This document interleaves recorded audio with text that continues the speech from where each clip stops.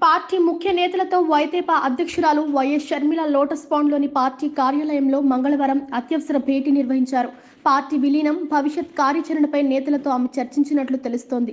షర్మిల కాంగ్రెస్ పార్టీలో చేరనున్నారు అనే ఊహాగానాల నేపథ్యంలో ఈ భేటీకి ప్రాధాన్యం ఏర్పడింది. పార్టీ విలీనంపై ఆమె త్వరలో కీలక ప్రకటన చేసే అవకాశం కూడా ఉంది. ఈ నేపథ్యంలోనే బుధవారం రాత్రి ఆమె ఢిల్లీ వెళ్లనున్నట్లు సమాచారం. మరోవైపు ఈ భేటీ అనంతరం షర్మిల ఇడుపులపాయకు బయలుదేరి వెళ్లారు. తండ్రి వైఎస్ఆర్ సమాధి వద్ద నివాళులు అర్పిస్తారు. కుమారుడు రాజారెడ్డి వివాహం సందర్భంగా తండ్రి ఆశీర్వాదం కోసం ఆమె వెళ్లనున్నారు. నూతన వధూవరులు రాజారెడ్డి, ప్రియాతో కలిసి షర్మిల ఇడుపులపాయకు చేరుకుంటారు.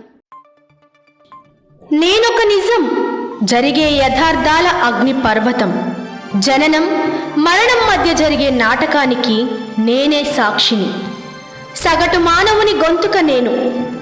మీ అందరి కోసం ప్రతి గడియ పనిచేస్తూ గళం వినిపించే G9 న్యూస్.